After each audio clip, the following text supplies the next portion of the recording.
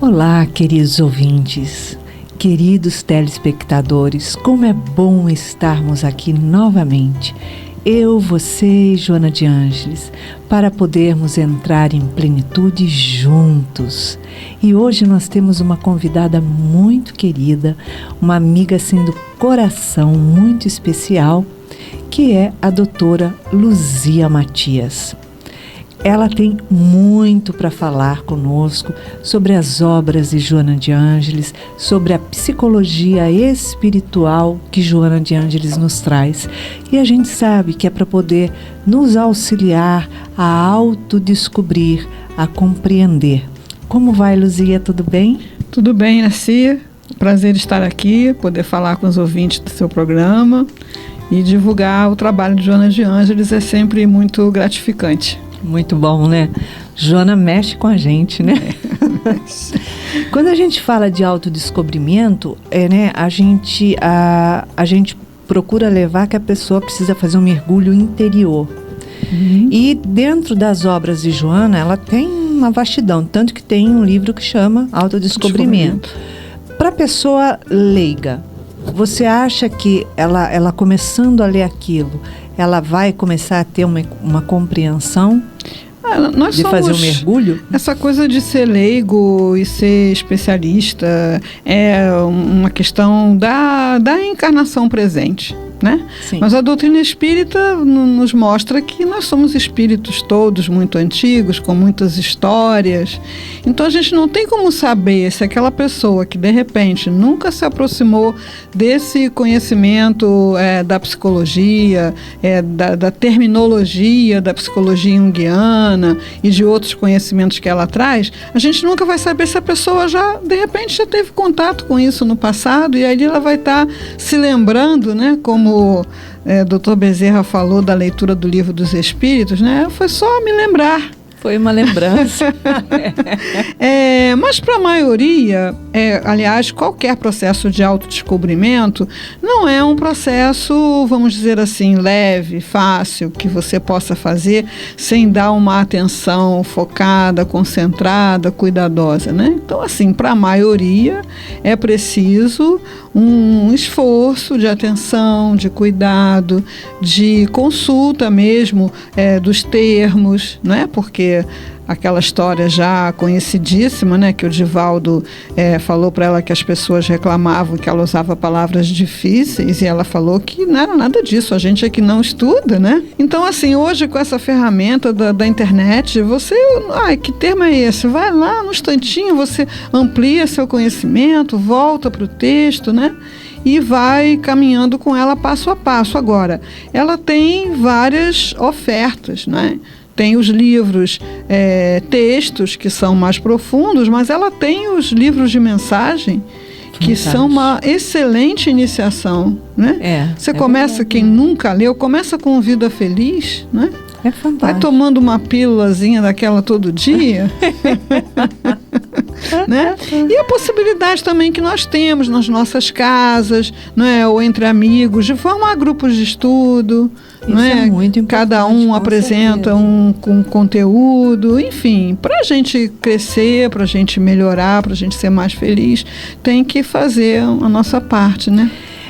Quando a gente fala de autodescobrimento, a gente começa a descobrir verdadeiramente as faces que nós temos, né? Então tem a nossa face e tem a face sombra, e aí a gente vai. E a gente começa a descobrir os conflitos e a gente fala, nossa, eu preciso me curar de tudo isso. Né? O autodescobrimento, ele vem inaugurar uma nova era para a humanidade, que é começar a, primeiro, aceitar isso como uma premissa, né? O teu sofrimento não está sendo trazido de fora para dentro. Com certeza. E nós temos o hábito, né, desde sempre, de responsabilizar né, as pessoas, a família, o país, o mundo, Deus, pelos nossos sofrimentos. Então, enquanto eu fico nesse processo, eu seria feliz se o mundo fosse outro. Eu seria feliz se meu marido fosse bonzinho. Eu seria feliz se meu filho fosse estudioso. Alguém tem que ser alguma coisa para você. Você não tem felicidade de si próprio. Então assim, depois de tanto sofrimento, parece que agora está começando a cair a ficha, né? Então não é o que o outro faz, é como eu vivencio aquilo que ele faz. E como eu vivencio aquilo que ele faz, vai bater nos meus vícios ou nas minhas conquistas. Com certeza. Quando a gente fala de se descobrir e conflitos e curar, vem mexendo num assunto muito interessante, né? Você desenvolveu um trabalho de autocura e escreveu também o livro. Como foi para você se descobrir e encontrar esse caminho? Bom, foi uma boia para o náufrago. Uma boia para o náufrago, porque eu já tive a oportunidade de relatar isso várias vezes, por já ter muitos anos na casa espírita e muitos estudos espíritas. Quando isso começou quando eu tive câncer, né? Isso foi lá para 1997. Parecia que não tinha nada para eu saber. Parecia que eu já sabia tudo. Então, as pessoas não encontravam o que me dizer. Porque você sendo médica, ela sabe tudo o que está acontecendo. Então, do ponto de vista da doutrina espírita também, né? Então ela sabe tudo. Vai falar o que para Luzia? Vai falar de reencarnação? Vai falar de causa e efeito? Vai falar o que para Luzia, né? Então era uma coisa que estava assim num clima muito triste, muito deprimente, assim, estava me sentindo muito só. E eu peguei esse livro Plenitude, né, que dá nome aí ao seu programa, eu peguei por acaso. Entrei na livraria assim, uma pergunta mesmo: o que está faltando eu saber? O que está faltando para mim conseguir me equilibrar, me enfrentar essa situação com mais tranquilidade, né? E aí eu peguei esse livro por acaso, abri por acaso no capítulo 9, Processo de Autocura. E ali eu vi que eu não só não estava me ajudando, como estava me atrapalhando, estava fazendo tudo errado. É difícil. Não, mas foi muito bom saber que eu tinha algo a fazer, que eu tinha coisas para atuar de maneira positiva. Não só confiar na lei, saber que é justo, saber que a morte não existe, saber que você está destinado à felicidade. Mais do que isso, agora, no momento do teu sofrimento, você tem que cuidar disso, você tem que melhorar isso, você tem que pensar dessa maneira. Então, para mim, foi uma boia mesmo de salvamento. E lá pelas tantas do texto, ela fala que aquela pessoa que está doente ou que está em sofrimento, ela precisa se projetar no futuro saudável e fazendo alguma coisa útil. Que é justo o contrário do que a gente faz, né? Com certeza. Tá doente, você se projeta no futuro morto. É por aí mesmo. Sua família destruída, né? Nada mais para você fazer, enfim. Então, a primeira coisa que me ocorreu foi: eu vou divulgar esse método. Porque a pessoa, geralmente, quando ela tem um câncer, que ela recebe a notícia, a primeira sensação que ela tem é assim: caramba, esse é um mundo e eu fui escolhida, ser excluída para sair dele. Né? Mais ou menos. E agora? E é difícil até trabalhar e assimilar que, olha só, não é assim, você não foi escolhida para nada, não. Você foi escolhida para se trabalhar, para se conhecer. E você que vai fazer a escolha, se você quer ir ou ficar, né? Assim, as coisas acontecem no nível espiritual, podem ser instantâneas. No momento em que você toma consciência de alguma coisa, você muda a sua natureza espiritual. Com instantaneamente. Certeza. Agora, daí dessa informação para passar para o corpo, já é um processo mais demorado. Com né? certeza. Então, ao longo desses 20 anos aí que a gente está divulgando esse método, algumas pessoas não se curaram, mas mudaram assim completamente a maneira como vivenciaram a situação. E começa a entender, aceitar uma situação, mas vendo que ela não é aquela doença. Isso. Né? Isso, uma coisa que a gente faz, a gente se identifica com o sofrimento. Isso. E quando a pessoa descobre que ela não é aquela doença e que mesmo ela passando, ela estando temporariamente doente, tendo a cura ou não no corpo físico, ela pode ser feliz do mesmo jeito, ela pode Olha, a gente teve inúmeros relatos desses, a pessoa dizendo que depois desse processo elas se sentiam muito mais completas, felizes, apreciando a vida do que antes. Né? Então, começa assim, a dar valor para o que tem valor. Nossa Senhora, é uma mudança radical. Nós temos o hábito de valorizar muito no nosso cotidiano o que é negativo, as coisas ruins que acontecem na vida da gente. Então, a gente valoriza demais e vai contando para um, para outro, para um, para outro, para um. A gente repete. Que geralmente concorda. É difícil alguém que interrompa essa corrente. Né? Exatamente, que fala assim, olha só, mas não teve nada de bom nesse momento, naquela situação, né? Ou que simplesmente discorda. Então, assim, eu como médica, eu recebo todos os dias no consultório pessoas que chegam já falando assim, não, eu sei que esse meu problema piora porque eu estou estressada, mas hoje em dia, doutora, não adianta, né? Nós temos que ser estressados. Não. Aí eu olho para ela assim, não, eu, por exemplo, agora não estou nem um pouco estressada. Você tem que arrumar alguém para botar a culpa. A pessoa leva um susto. Como você não está estressada? Você não sabe o que está acontecendo? Digo, sei, está acontecendo um monte de coisa ruim e está acontecendo um monte de coisa boa também. Mas é para melhorar, exatamente. E agora, aqui, nesse momento, o que é que está acontecendo? A gente está tendo uma consulta médica para melhorar, né? Sim, sim. Né? Então, por que está estressado agora, né? Exatamente, porque é uma replicação ali constante do negativo. Agora, se a pessoa recebe, ela acontece alguma coisa positiva no dia, ela não fica replicando várias vezes. Não, agora, mas a coisa ruim, ela vai. Caramba! Aí, quer dizer, ela vai remoendo tudo aquilo. E o remoer faz extremamente mal para todo o nosso emocional. Você se encharca, né? Você se encharca de tristeza, você se encharca. Aí depois você vai se sentir angustiado, aflito, irritadiço e não vai saber por quê. Né? Quer dizer, é aquela própria vibração mental na qual você se permitiu permanecer. Então, assim, quando você tem uma ocorrência mais grave na sua vida, você realmente acorda, né? Desperta, né? Tem essa possibilidade, né? De acordar. Sim, é para isso que a gente passa, né? Pelas inúmeras situações de doenças, né? Uhum. Então, assim, a cura do corpo pode não ser possível já nesse momento, mas a mudança do estado de sofrimento para o estado de paz e até de felicidade Sim. Porque depende de uma mudança vibracional, uma mudança do espírito. A pessoa fica com aquilo na cabeça, né?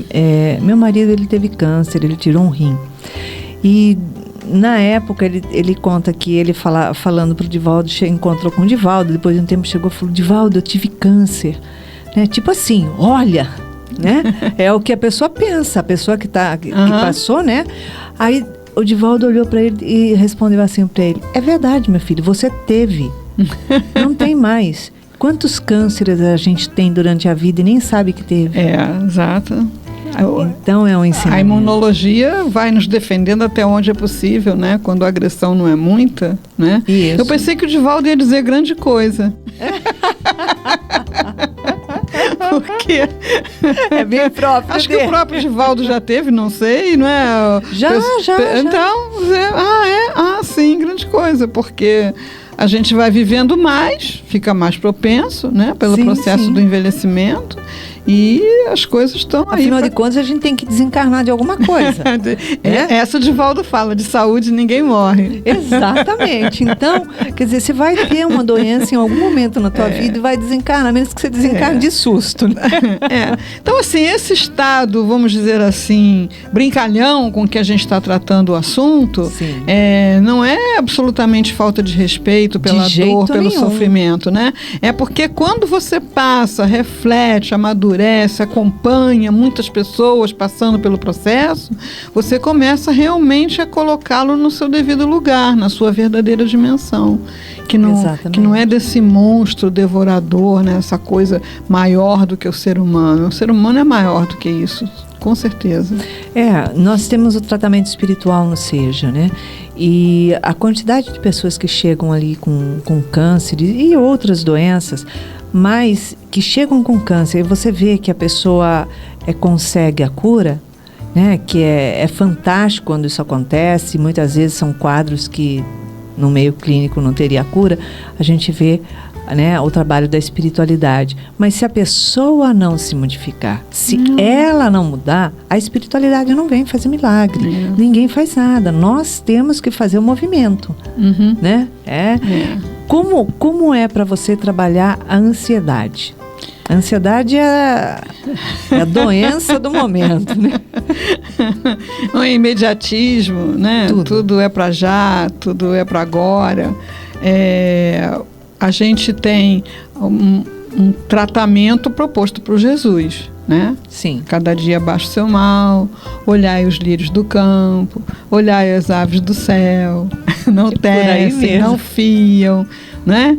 Então a gente dificilmente vai deixar de experimentar a ansiedade durante muitas encarnações, porque é uma questão mesmo de evolução espiritual, uma confiança em Deus plena, absoluta, que seria o único patamar onde você não experimentaria ansiedade, né? Então, para nós aqui no nosso patamar é uma questão de trabalho, né? Às vezes a gente nem sabe por que está ansioso, mas aí percebeu, estou ansioso, e aí o que eu faço?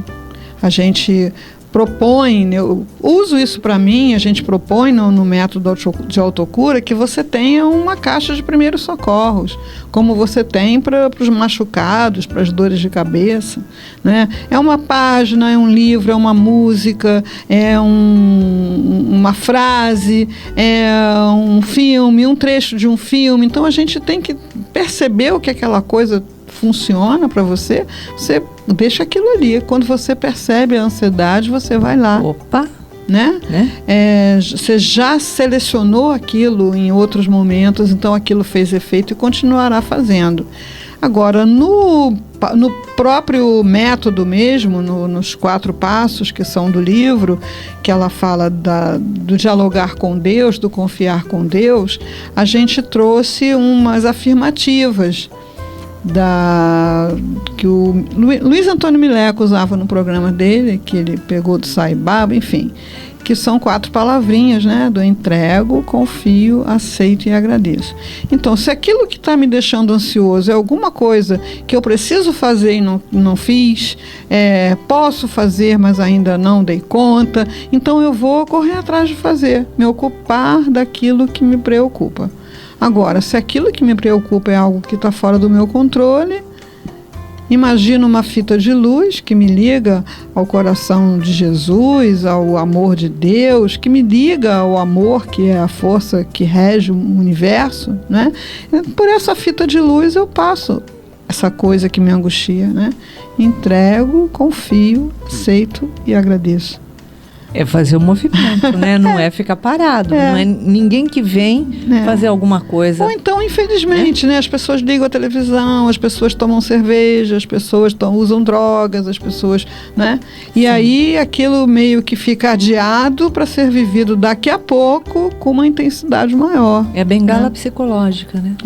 Bengala psicológica assim, a pessoa, quando ela identifica que ela está usando determinada bengala psicológica, então ela procura, né, a pessoa que está consciente, ela procura parar de utilizar aquilo. Só que, muitas vezes, devido às dificuldades, né, ela acaba gerando outra e outra, porque o nosso inconsciente, ele trabalha sem parar. E são os passos da autocura, né? O 5º passo da autocura. O 5º passo? Bom, o 5º passo a gente criou, né? Quer dizer, a gente foi pesquisar no pensamento de Joana de Ângeles as coisas que ela fala sobre os sentimentos. Então, a gente adoece de sentimento. Te adoece de vários sentimentos. Tristeza, rotina, sentimentos ou emoções, né? Porque tem aí uma diferença neurológica, psiquiátrica, psicológica, que complica as coisas. Mas a gente bota tudo no mesmo saco, sentimento e emoção. Então, assim, a gente não tem esse passo nos 4 que ela coloca, mas conforme a gente foi trabalhando, a gente foi vendo pessoas adoecidas dos sentimentos. Então, se sentimento tem o poder de adoecer, e não há ninguém que discorde disso, sentimento pode curar. Aí as pessoas não concordam, é um contrassenso, né? Então a pessoa acredita que está doente de tristeza, mas ela tem dificuldade de acreditar que se ela cultivar a alegria, ela vai se curar. Então como é que eu vou cultivar a alegria? Aí é autocura. Você precisa encontrar suas ferramentas, seus instrumentos, né? Então a gente criou o 5º passo. E aí desses sentimentos que curam, contrários aos que adoecem, a gente viu que tinha 2 campeões de audiência. Opa! Aí a gente pegou eles para trabalhar separado também. Criamos um 6º passo, né? Que é a culpa e a mágoa, né? A culpa e a mágoa. Aí a gente pegou só para trabalhar perdão e auto-perdão, porque a pessoa que se sente culpada, hoje também se fala num circuito cerebral de culpa-recompensa, quando ela está sofrendo, ela experimenta um alívio da culpa. Aí você imagina o que ela faz da vida dela, né? Aquela culpa não passa, porque só vai passar quando ela aprender aquilo que ela não sabia, por esse motivo ela errou. Mas em vez de fazer isso, ela fica procurando sofrimento, fugindo das possibilidades de felicidade, né? Tudo no automático. Então, o perdão e o auto-perdão é, assim, condição sine qua non para a saúde psíquica, para recuperar a saúde, né? Para quem está doente, para recuperar a alegria de viver, para quem está com depressão, com tristeza, com angústia, que geralmente está lá às vezes fixado num acontecimento da infância, né? Quando a gente fala, né, da culpa, muitas vezes as pessoas, para tudo tem que arrumar um culpado, né? Tudo que vai falar tem que ter um culpado, né? Então a gente tem que aprender a substituir a culpa pela responsabilidade. Sim, né? Sim. Que é um passo importantíssimo. Muda, né? Completamente. Porque a culpa você não tem mais o que fazer. Não. Já derrotou, acabou, sofrer, pronto. Só sofrer. E a responsabilidade não. Você tem um aprendizado. E tem como resolver aquilo. Como a pessoa acorda para conseguir mover, dar esse primeiro passo? Porque é difícil ela aceitar que ela tem a culpa, né? Porque muitas vezes a pessoa foge daquilo, ela não admite. Né? Às vezes a gente vê no atendimento fraterno, a gente conversando, falava, olha, mas você está se culpando. Não, ele não tem a culpa de nada. Vai, dá volta para cair aquilo. Né? Então é difícil. Como dar esse arranque para a pessoa caminhar? A grande pista, quer dizer, tudo a pessoa precisa, ela está em processo, né, de autodescobrimento. Não, eu quero enxergar, eu quero ver, né, eu quero ver, seja lá o que for, eu quero ver. A pessoa que está em processo de culpa e remorso, é só ela prestar atenção como é que ela não aceita um convite para ser feliz. Quantos convites são feitos para ela todos os dias para ser feliz? E ela não aceita, ela coloca obstáculo, ela esquece, ela dá desculpa, ela sabota. Isso é uma grande pista, né? Então, você no atendimento fraterno, a gente, depois de alguns anos de trabalho na seara espírita, a gente sabe os milagres do amor, né? Com certeza. Aí a gente vai e fala para a pessoa, olha, vem fazer esse trabalho aqui. Qual é o dia? Nesse dia eu não posso. Então, vem outro dia. Qual é a hora? Não, essa hora não dá. Mas qual é o trabalho? O trabalho é ajudar na cantina. Ih, não mexo com comida, de jeito nenhum. Então você vai trabalhar no bazar. Deus me livre, some alguma coisa, vão dizer que fui eu. Então você vai... né? Por quê? Porque ela sabe, ela como espírito, ela sabe que se ela for para o trabalho no bem, ela vai se sentir bem.